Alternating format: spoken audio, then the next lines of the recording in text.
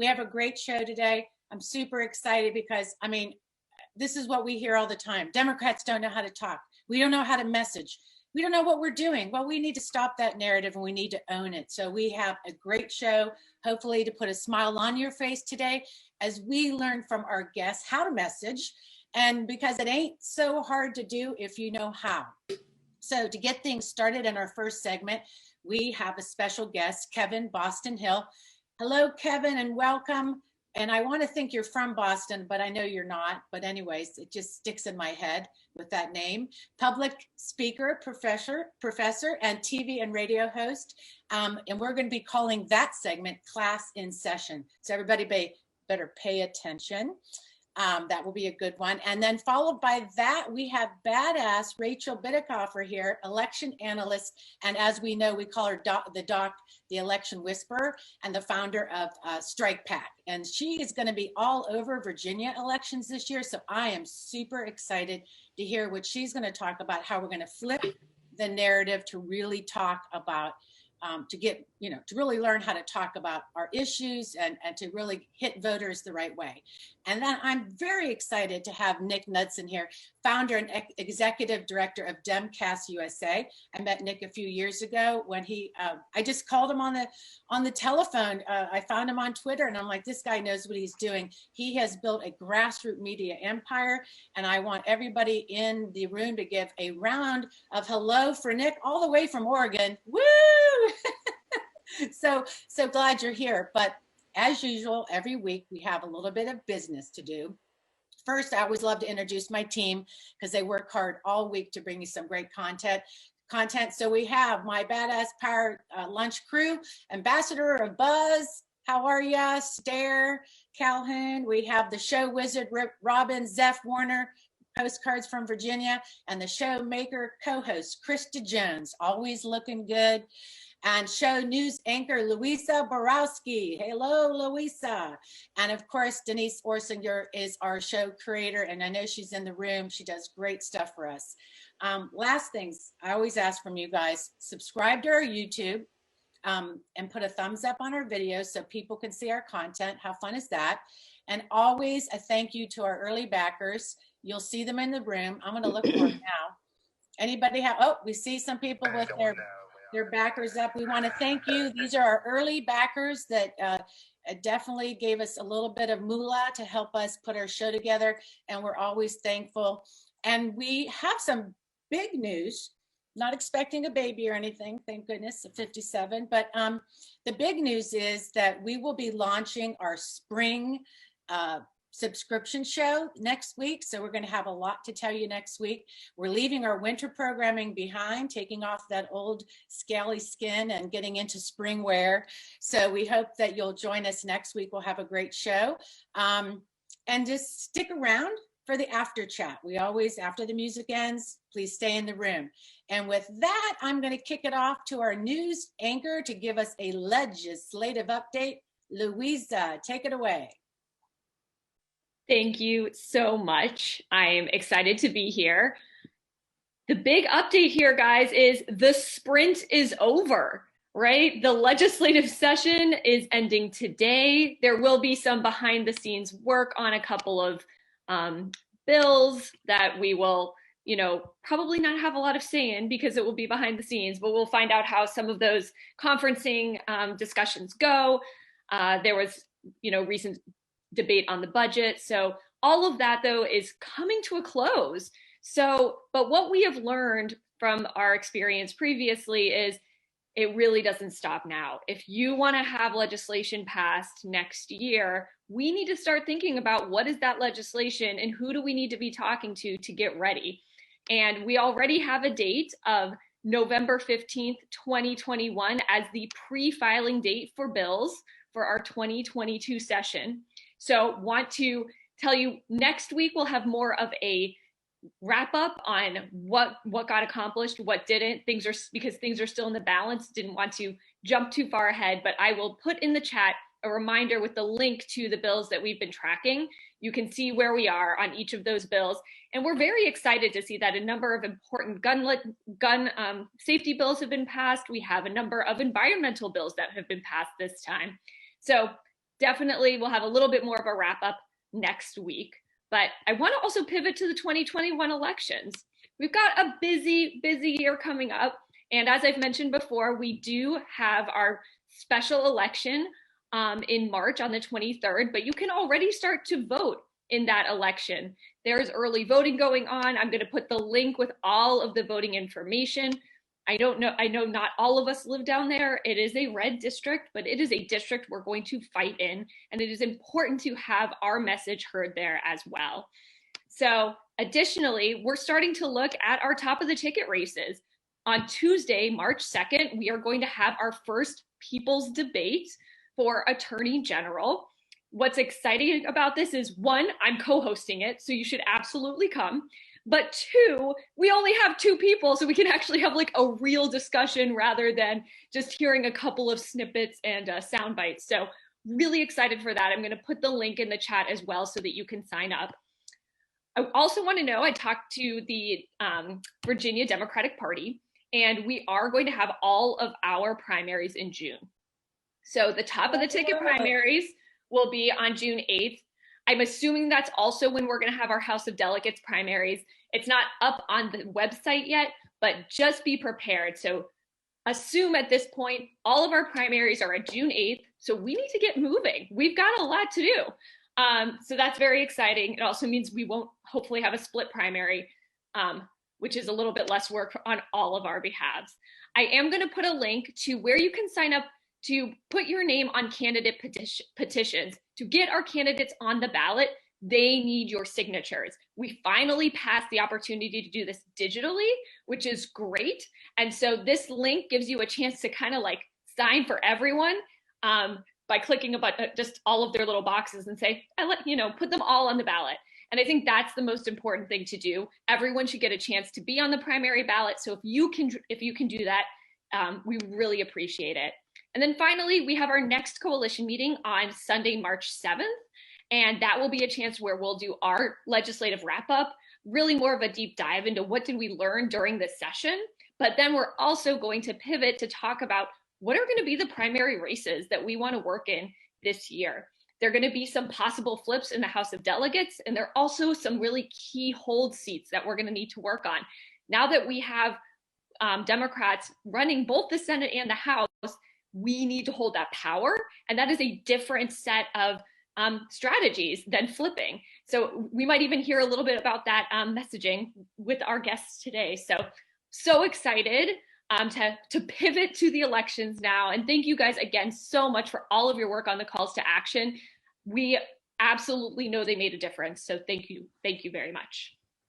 Awesome. Oh my gosh, you have brought us some interesting news. Now, just knowing that the primary's on one day, I just feel like I can make my whole summer beach schedule. Now I know like August is going to be so much different, right? It's like that was going to be one crazy hell of a summer. So good for Virginia. We will be definitely the ones to look at this year along with New Jersey. So all eyes on us again. So I'm going to, it's our next segment is class in session. Krista Jones, take it away with Kevin. Looking forward to it. Absolutely. Thank you, Catherine. And thank you, Louisa, for that excellent legislative update. So before we move on to our classes in session section, we really just want to say thank you to everyone who talked about their good trouble last week. So when I talked earlier in Black History Month, I talked a lot about how we don't need to only just talk about facts and figures during February or just one day. This is a year-long 365-day celebration. So good trouble is the same way. And we know everyone's making a lot of good trouble every day, but I really just wanted to shout out Rose, who talked about doing 3 days in a row calling Texas seniors. Marianne talked about pushing our senators to end the filibuster. Randy talked about lobbying and advocating for gun reform. Heidi talked about working daily to advocate for and with LGBTQ+ people. Courtney talked about managing campaign. I know personally that's a lot of good trouble. Ryan talked about supporting city workers, and Alice talked about making calls and emailing daily to legislators. So thank you all so much for the good trouble that you're making. And we all know, as Catherine set up, that we can't really make good trouble if we don't really know how to frame the message or deliver the message. So today I'm so excited to have a short conversation with Kevin Boston Hill, who is a public speaking professor and a radio TV host, to give us some tips about how we can more effectively deliver our message. So Kevin, thank you so much for being with us today. And I'd like for you to start off by just talking about how do you prepare for different speaking opportunities? So in this line of work, we have everything from interviews to rallies to Zoom conversations to family conversations. What type of preparation can we do? Well, again, Krista and everyone, thank you for having me on this afternoon. It's a pleasure of mine. And to answer the question that came up before, no, I am not from Boston. I'm actually born and raised in New York, and so I'm very happy for that.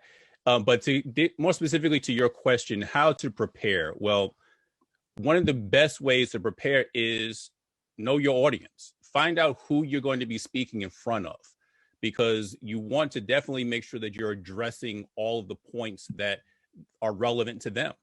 And so a couple of tips that I usually give to my students and to anyone else is, one, know your audience.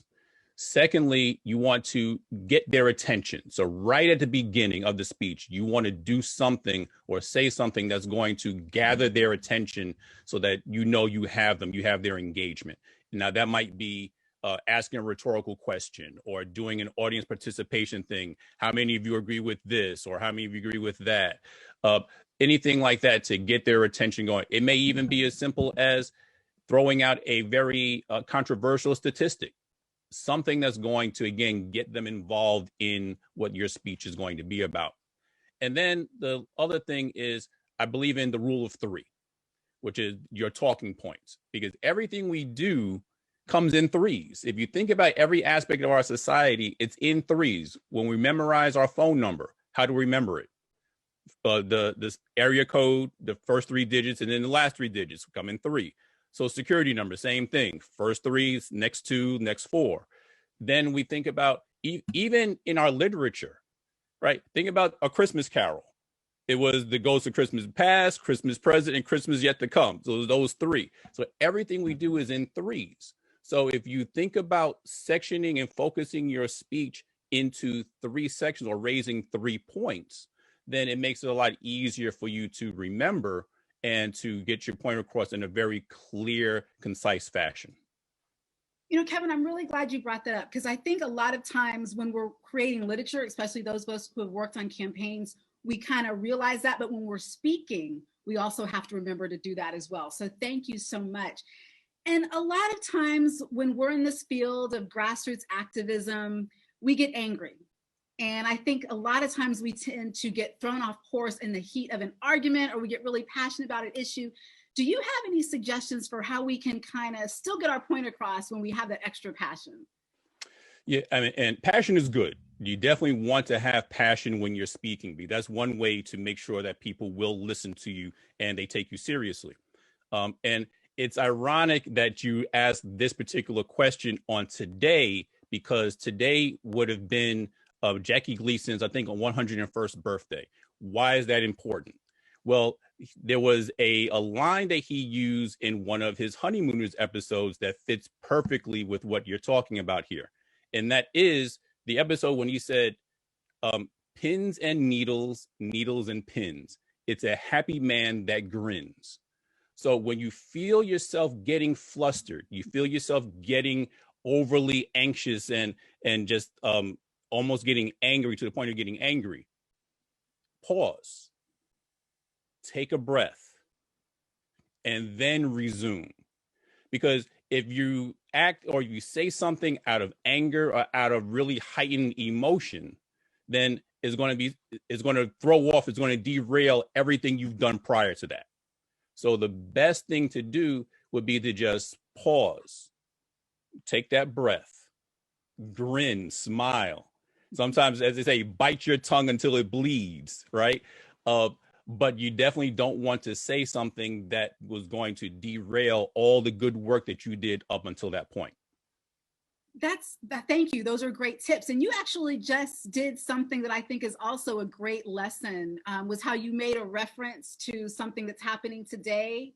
And you I think that also helps draw people in. So you talked about Jackie Gleason. So thank you.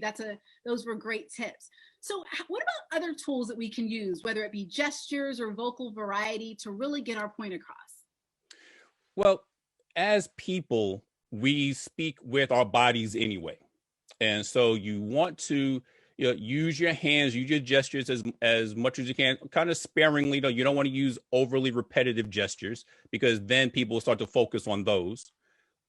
If you watch politicians and how they emphasize things, they don't point, right? Because it seems like that they're lecturing. So what they do is they kind of curl their fingers up, or they use another approach. So you want to be mindful of the gestures you are using. It helps to smile, right? I get this all the time. I'm always being told that you need to smile more. You need to kind of brighten your face up some, because then you seem more appealing and more approachable when you do so.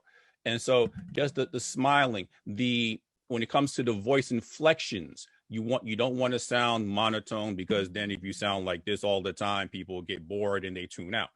So you want to have that roller coaster of a type of voice where you have the ups and downs, the ebbs and flows and things, so that you're animated, right? Think of Robin Williams in Aladdin, when he was the genie. You want to be able to spin around and do all those different things, those different tricks and acrobats with your voice and with your body, because that's how you draw people in to what you're talking about. You're telling a story. No matter what it is you're talking about, think of it as you telling a story. And when you tell a story, what do? You become animated, because you want to sell it. You want people to be more involved in what you're talking about. Excellent, excellent points. And then I know a lot of people are thinking, well, I don't always have time to prepare, an opportunity to prepare when I have to speak. So just so everyone knows, after Kevin answers this next question, we're going to have a guest from the audience. We're going to give her a prompt, and she is going to practice her impromptu speaking. But Kevin, are there any things that we can do to kind of help us prepare for when that opportunity comes to speak impromptu? Yes. Whenever you speak impromptu, now there's a misnomer behind impromptu speaking, because most people think of impromptu speaking or extemporaneous speaking as not being able to prepare. But you are. It is limited prep, but you do have an opportunity to prepare. And we're preparing every day of our lives. You always have something you can draw back on to bring those examples out. So what I like to do is I give my students the little acronym called PREP, P-R-E-P. So when you're speaking, you make a point. That's the P. You make a clear point about what it is that you're going to be talking about. Then you give a reason. That's your R. Why are you speaking about this particular topic? You want to give an example. So what is the example? That's the E. What's the example? Something in your life story that you can bring to this. And then you conclude with a point. So what's your concluding point to wrap everything up? Makes it all nice and concise and very quick and easy to do. But above all else, before you even do that, listen. You have to listen to the question, listen to the prompt, to find out exactly what it is that's being asked of you. Clear your mind of everything else, because Stephen Covey once said that we listen to reply rather than to understand. So if we are actually listen to understand, then we'll be able to come up with a clear and concise speech that'll sound like it's been polished all along. So we have to first listen, then pause. Right, you want to take a little time to process everything, and then go into prep. Excellent. So can you give the PREP one more time? Sure. You give a clear point. You give a reason why you're talking. You give an example or two to back up your reasoning, and then you close with another point. Excellent. Point, reason, example, point. Excellent. Okay, so now we're going to bring Dina Bayer up to practice. So Kevin has talked about passion, he's talked about listening, he's talked about knowing your audience, he's talked about prep, and so now we are going to practice. So the prompt for you, Dina, is you were talking to a family member with whom you have not always agreed politically, and they ask you, now that Biden is in office, what are you still fighting for as a progressive? So you're talking to a family member with whom you have not always agreed politically, and they ask you, now that Biden is in office, what are you still fighting for as a progressive? So Dina, let's give us in your best 60-second response, what would you say in that situation? I'm happy that Biden won, but that's just the beginning. We have much more to do. Small steps we've taken. We have much larger steps to still take. Number one, we have the LGBTQIA plus community that has been left out of so much. In Black Lives Matter, so many of the transgender people that were killed were not mentioned. The week before Floyd was horribly murdered, a trans Black male in Tallahassee was shot by the police because they thought he looked like someone they were looking for. So I think there is much to be done on that rank. With the improvement of Black lives, LGBT lives, brown and red lives, we also must raise the minimum wage. The scare tactics do not work. In the past, if you look at all of the statistics, people who've raised the wage to 15, the economy has done better. And we have to put that word out, because without the economy, we're not going to raise anything else and help others.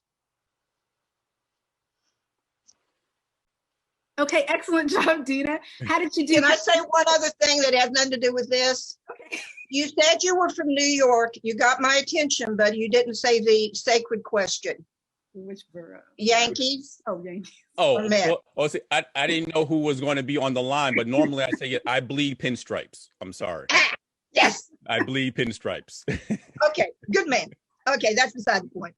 now I'm glad you went there, because you see that passion that you just had, that excitement you just spoke about when we talked about the Yankees.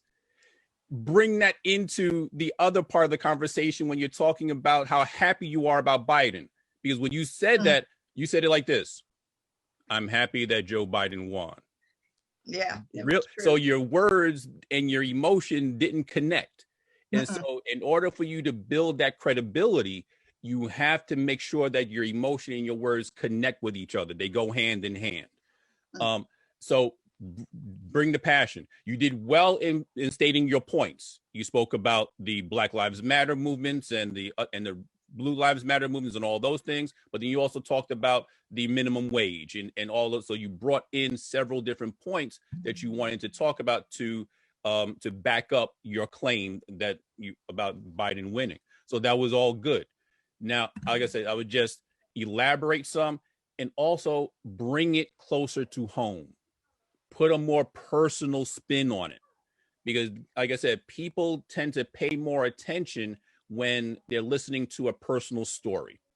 And when they know that something has really impacted you personally, that's when they start to sit up and take note. But otherwise, good job for a 30-second prompt. Good point. I am from Florida, by the way, originally. So, but it wasn't Virginia home. So thank you for the criticism. I appreciate it. Well, thank you so much, Dina, for participating. Thank you, Kevin, for that excellent short class on public speaking and delivery. I know we all learned a lot. And now I'm going to turn it over to Catherine, who will work with our next guest. Oh, thank you. Thank you very much. And thank you, Kevin, for that. And Krista, always an awesome segment with you.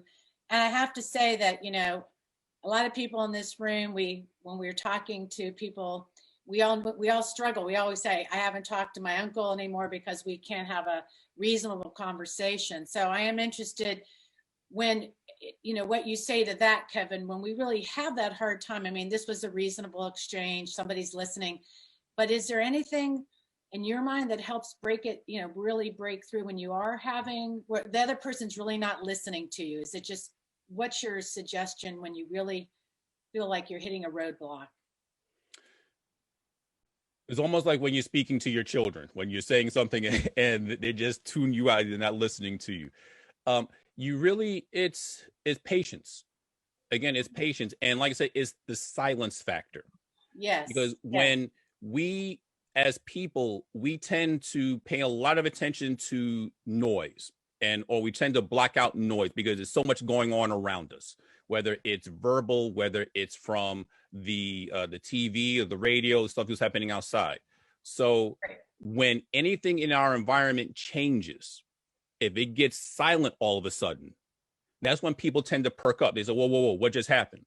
Right. So when you're speaking and you realize that they're not really paying that close attention to you, stop talking. Because then they're going to realize something's going to click and say, wait a second, something in the room changed. What was it that changed? Now that you have their attention, you can resume.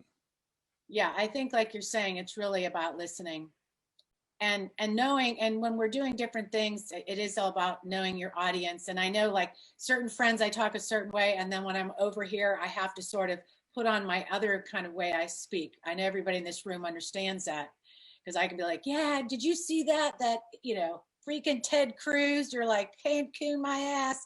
And then you're over here, you're like, well, whatever. So we really appreciate you coming on, and it would be great maybe over the summer when we do our Women's Summit programming to have a more in-depth look. I hope you'll be interested in working with us. Oh, I'd be more than happy to. Just reach out and I'm there. Thank you. Awesome. All right. Well, so we're really excited to move on to the next segment, which we have in the room, Rachel Bitecofer, which was you're making my me sweat, girl. And I had to laugh. This is what I was thinking. So Rachel, thank you for being here. I was thinking, let's see, yesterday was Rachel's birthday, 44.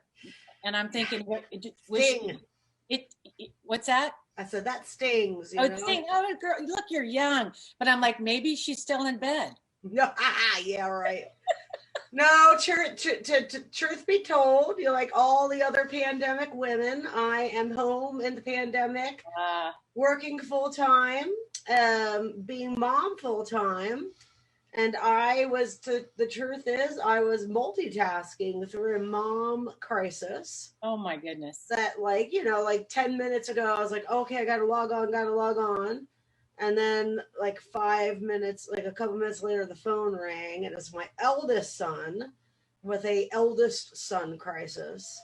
And then I was like dealing with that when the phone rang, and I was like, oh yeah, no shit, I'm coming. Oh shit.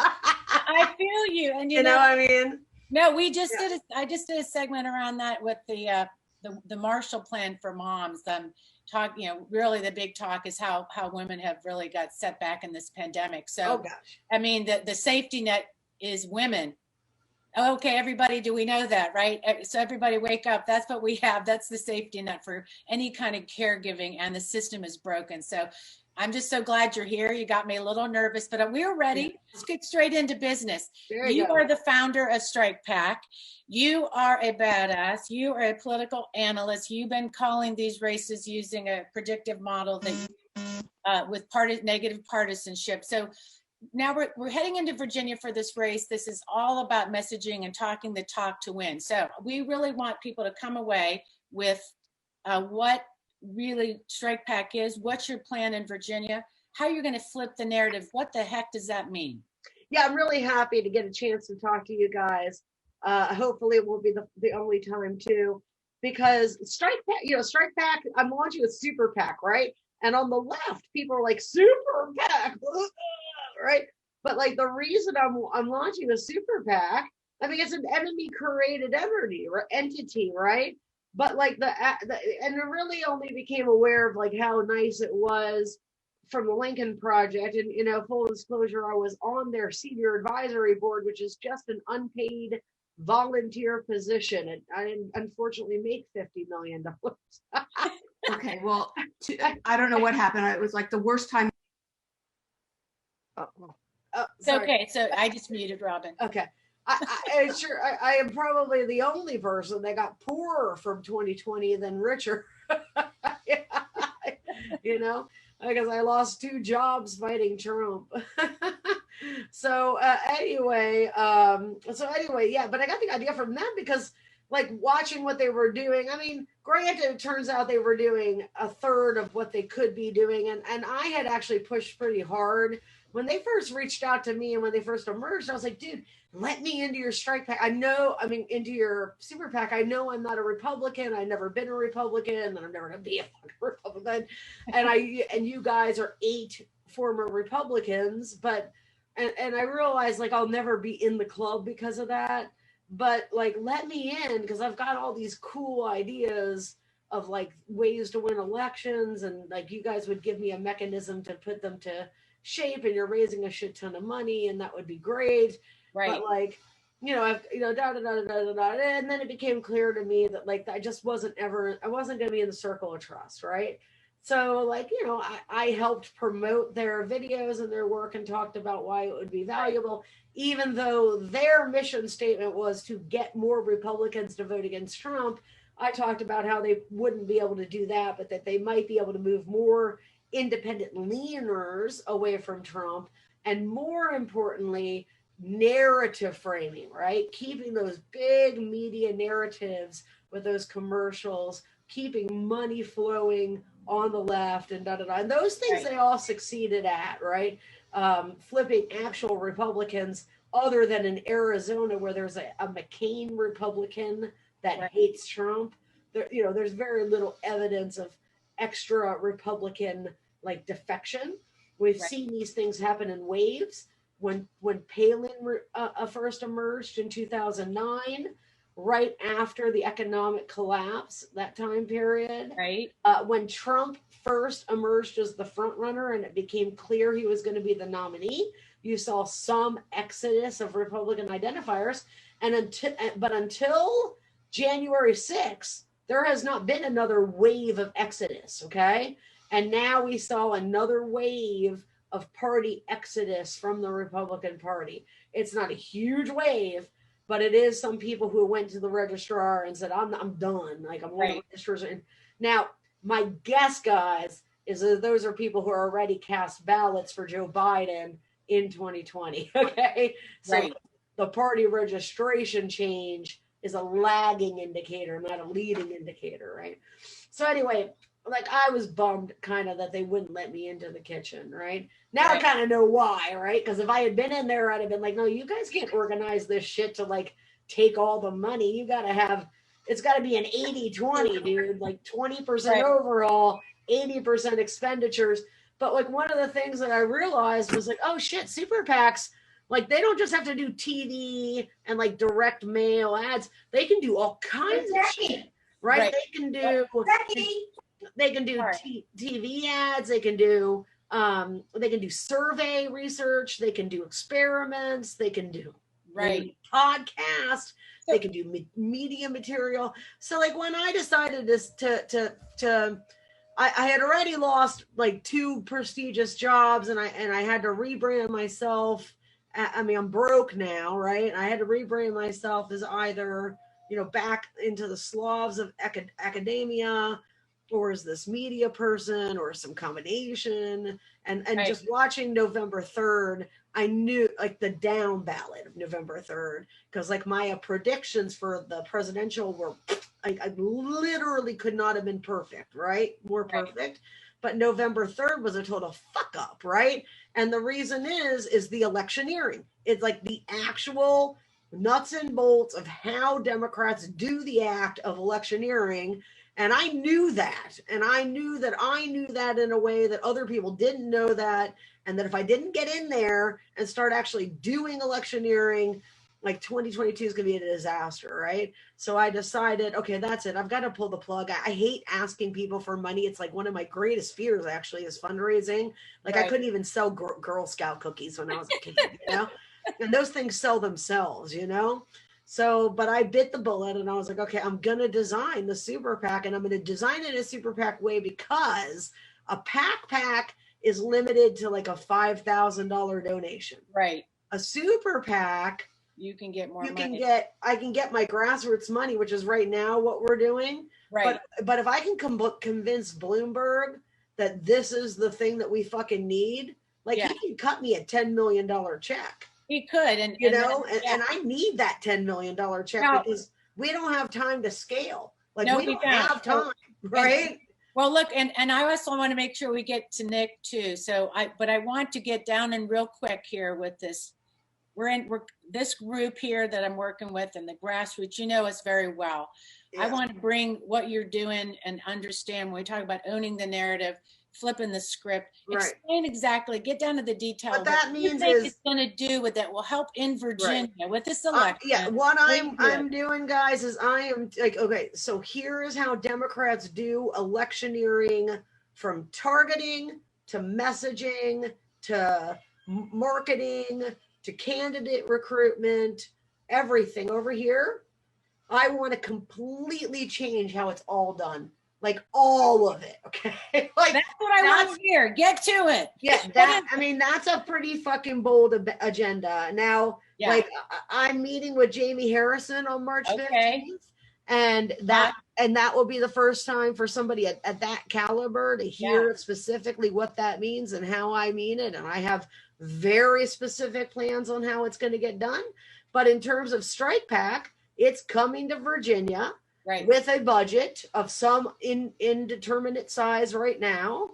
And, you know, in the congressional races that we just lost, you know how we lost all those House seats that we should never have lost because we should have been gaining 10 seats and not losing 10. Right. There are how I think about these races are tiered, right? There's tier 1 races, there's tier 2 races. Tier 1 races have a certain degree of college education that support them competitively. Tier 2 races need juice. They need in other words, tier 1, you almost can't fuck them up, no matter how shitty the messaging is and the targeting it is and whatever. Tier 2 though, strategy matters.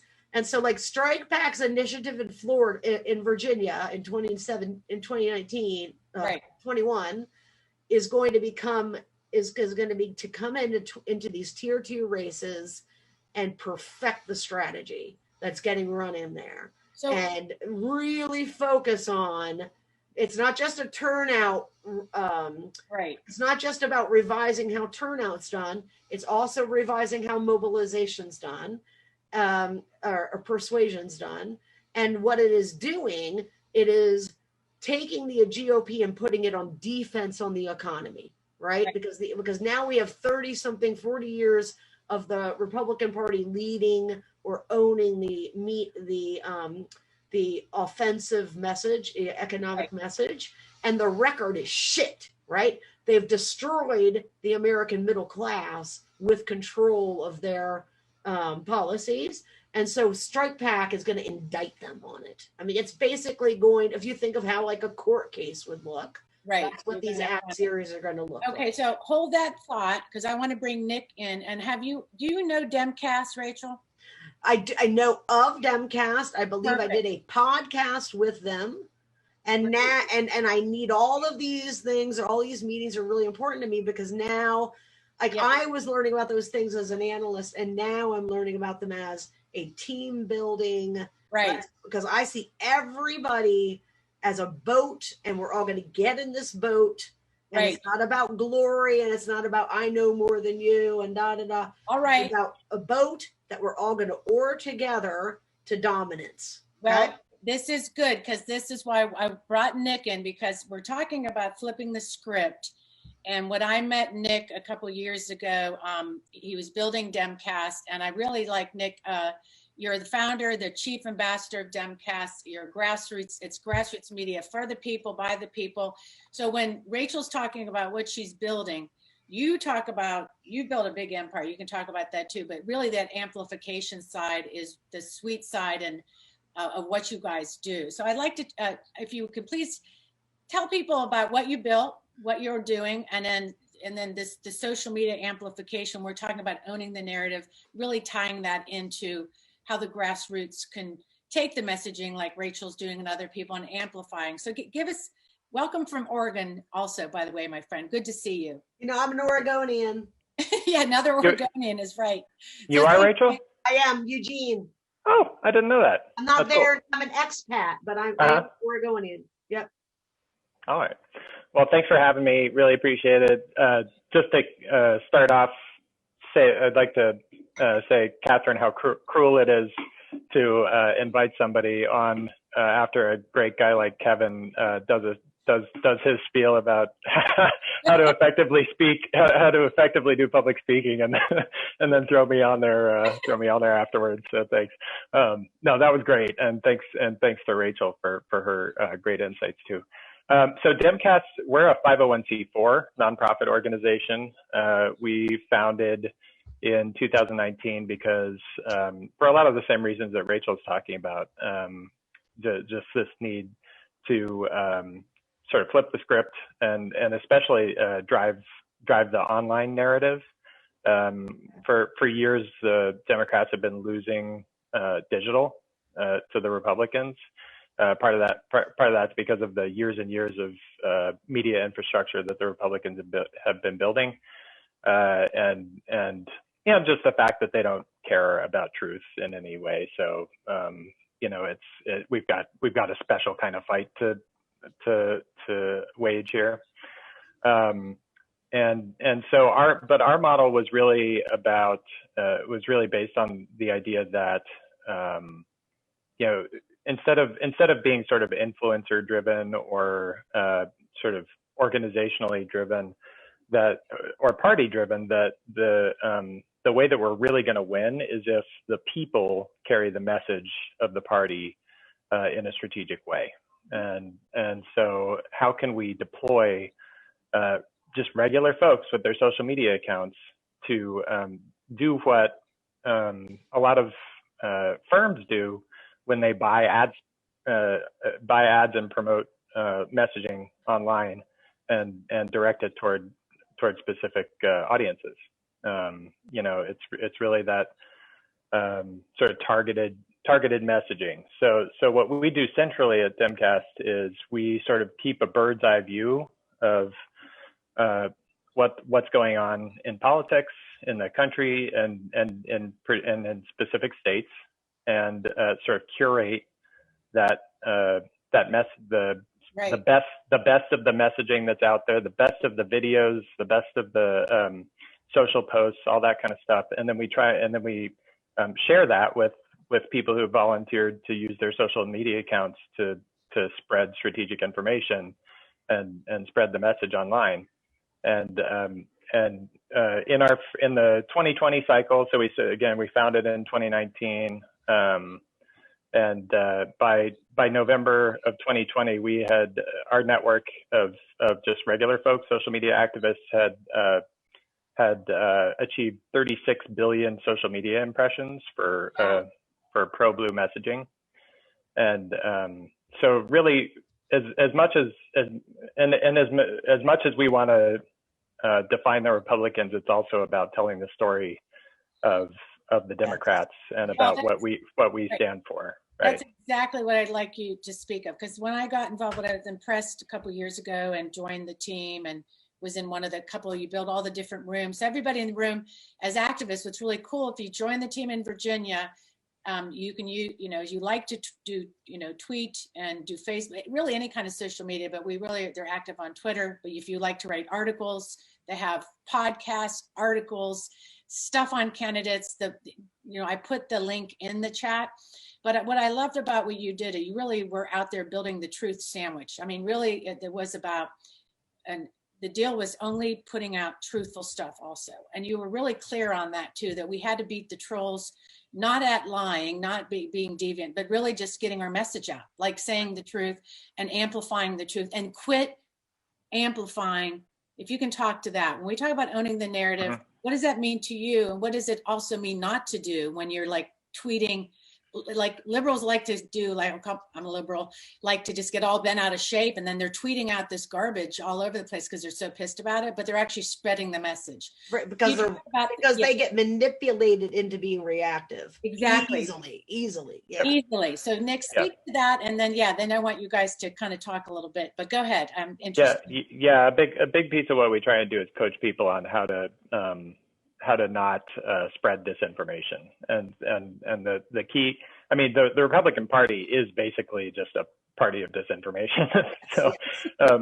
and because what they've been doing for years and years and years is so infuriating, that's the trap that we get into on social media is like, oh my God, I can't believe that XYZ politician said blah, blah, blah, blah, blah. And when you do that, you're actually perpetuating the disinformation in the digital space.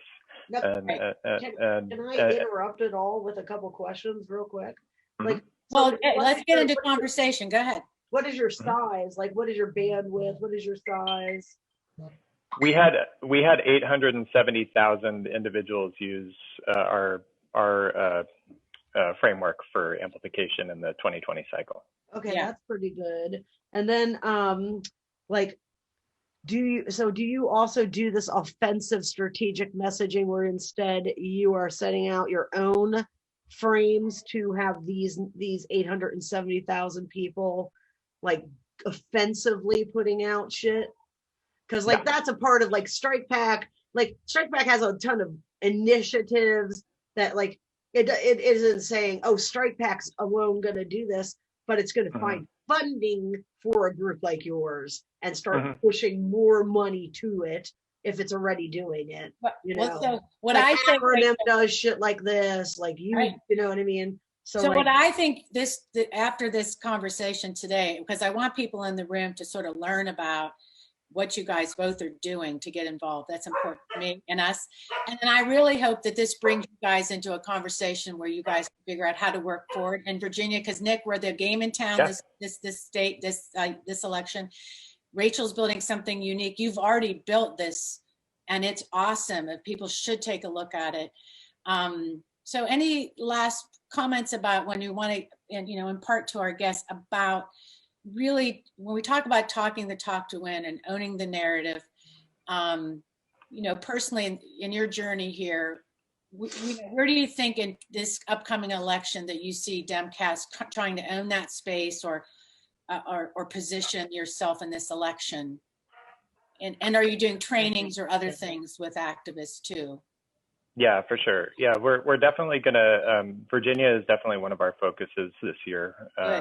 In addition to just supporting the administration's first 100 days and the confirmations, and redistricting, later this year. Right.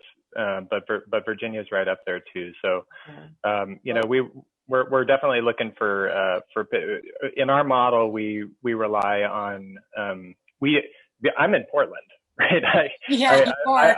I'm not trying to come into Virginia and say, here's what you guys should think. You need expert. I mean, you just need on-site experts. But here's the truth, though, dude. Right? Is that it's true. It is true that like yes and no. Right? You want Black residents of Atlanta knocking on doors in Atlanta. Okay, this is a truth. Like I 100% believe in. You want Latinos in Vegas. Like when I get Chuck Rocha, one day he's gonna fucking finally get the keys to the Latino car that he should have been given long times ago to get Latino voters doing the shit that they should be doing for this party. And when I give them those keys and the money that goes behind it, Chuck's job is going to be like, okay, go find Latino people in Arizona, in Texas, in Florida, and Nevada, and build this on the ground fucking infrastructure. But at the same time, Nick, okay, like you know what? I'm an expert in Florida, in Virginia politics, because that's where I live. Okay. I know enough about Oregonian politics that you can prime me and bring me up to speed on the most recent shit that's going on there. But I know a lot, right, about it. Anything that's not like face-to-face descriptive representation like that, you can be made to be effective in Virginia politics, Right. Yeah. And like the thing that the most, I mean, there's many, I guess I wouldn't say the most important thing that I have to sell Jamie on, and then the meetings that will come after that. But like one of the most important things I need to sell Jamie on is this, all right? This adage, well, I'm not a member of an organized party, I'm a Democrat, okay?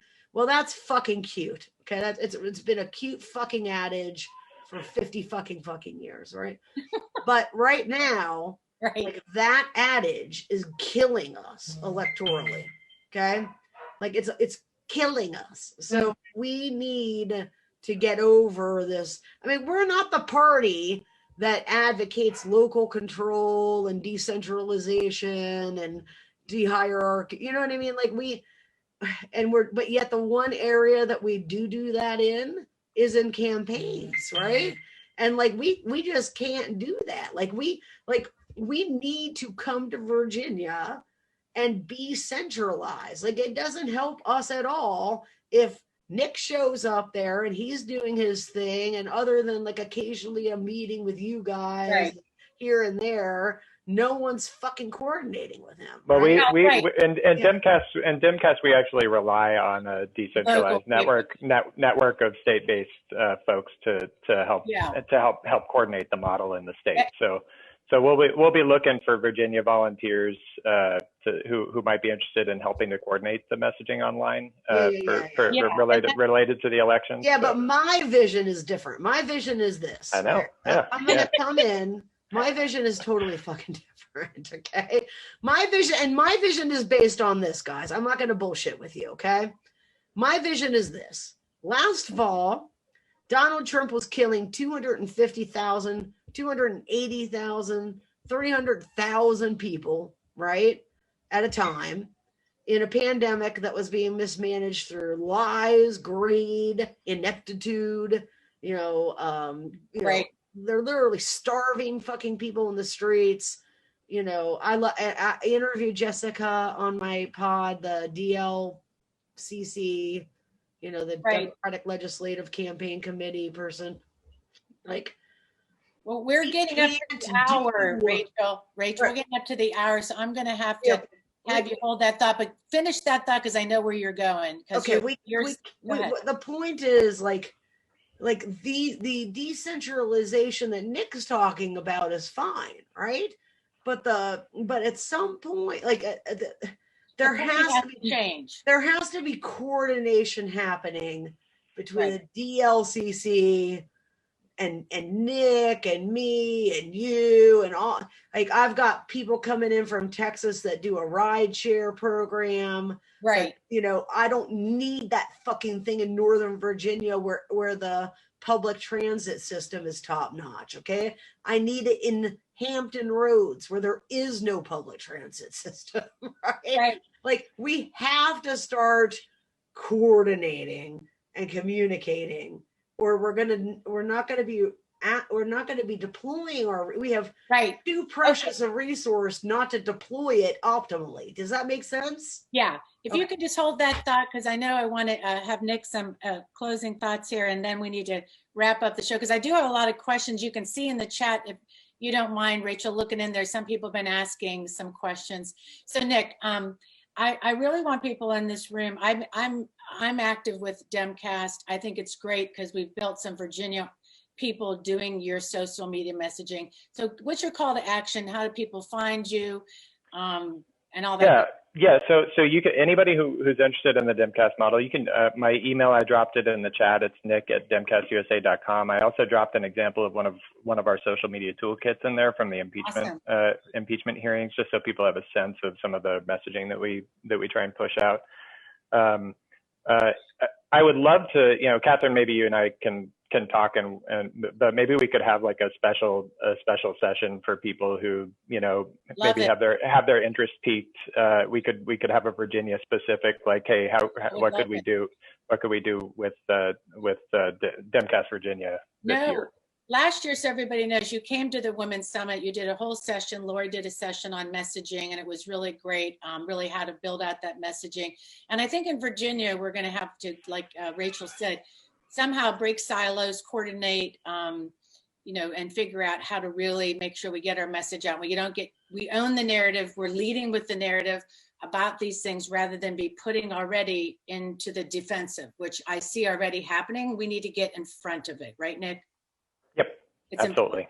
And I think the amplification to do it. So I really thank you for coming on today. Rachel, thank you for being here. And we will be in the after chat. We need to close the show, I know. And Kevin, you brought your you know, such a level of decorum, and then we sort of escalated downhill from there, with, as we say, a little bit. But anyways, we hope again you will do some work for the women's a session for the Women's Summit, because you brought a lot around messaging that was really, really super important. So, and learning to win arguments the right way. So thank you. Thank you, Nick, for tuning in. It's so great to see you, friend. And please, Great to see you too. Here, there's so many questions in here, you know, hearing how it's all relevant to the upcoming elections. Well, Kim, it's all relevant to it because, Nick, the kind of work you're doing, if you want to speak to that real quick, why is this relevant to the election, what we're talking about? Social media. Yeah, well, I mean, social media is a place where a lot of people get their information and their news, right? I mean, social media feeds are critical for information transfer these days, and that includes around elections. Now, I don't contend that, you know, we just saw in Georgia what on the ground organizing and relational organizing can do, and the digital strategies are not in any way meant to replace or you know, I see digital strategies as necessary complements to effective on the ground organizing. And what we try to do at DIMCAST is bring that kind of relational organizing strategy to the digital space. Yes. And that's the relational organizing. We're going to be talking more about how we'll be doing that in March. On March 12th, we have New Virginia Majority and Sister District coming in to talk about almost the Georgia model in Virginia too. So I think what Rachel was trying to bring into the room and is about, we do have to think about doing things differently in elections. If we're going to keep the majority in Virginia, we can't do the old model. So we have to think of new ways. Virginia likes to stay siloed. It's really hard sometimes to figure out, you know, what we're doing. And so the grassroots have really been really, really instrumental in pushing a different way forward, you know, and a positive way too to win. So we appreciate you being here, and we appreciate everybody in the room and all our guests. And Rachel, I don't know if she's left, but thank you, Rachel, for coming on. And if you want to learn more about Rachel, go to her Twitter, go to Strike PAC. Also go to Fried Power Lunch to check out our Twitter and kind of boost us a little more. Thank you for being here. And if we want to run the credits,